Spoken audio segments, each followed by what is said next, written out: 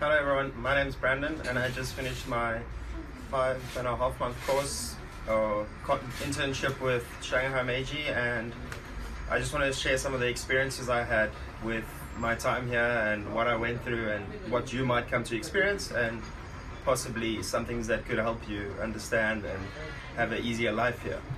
So a big thing about China is when you come here, a lot of the things that you know in your life that's in a certain way, that's not going to happen here.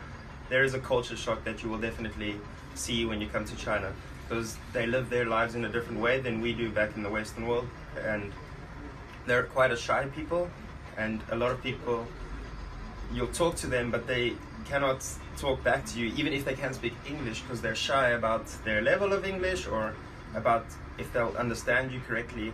So it's quite a culture shock in the terms of they live in a completely different way, and the way that they act as people is also very timid. Another thing about the English understanding is it's an important thing that even if someone can speak English fluently here, it doesn't always mean that they'll understand what you're saying. So a lot of your work will come down to communicating in the correct way what you want to say and getting your point of view across in this way. So it's always important, I realized, to convey your message, double check that they're sure, and then still after just help them a little bit sometimes to ensure that everything gets done the way you want it in your job, because you'll in most of the times be the head teacher of your class. When I came to China first, I didn't have a absolute love for children. I had a little bit of a love-hate relationship, because for naughty children I didn't like them. But one thing that I learned in China is that the children creep into your heart while you're teaching them, and even the naughty children, you start to see the motives behind why they're naughty, and you absolutely fall in love with all the children here. So I think it's quite a unique experience coming here and just teaching people who have no idea what you're saying, your language, and then suddenly they crawl into your heart and they always try to talk to you in Chinese. It's the most adorable little thing that they do. And another thing with your struggles that you might have in China is just it will come down to communication again.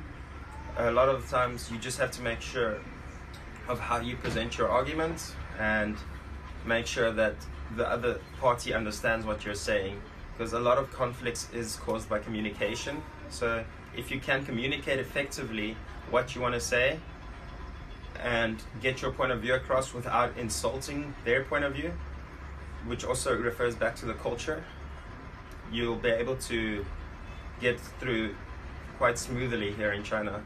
So it's quite difficult sometimes, but I might be overstating it, because I didn't have so much conflict and I was welcomed by the kindest people ever when I arrived at my school.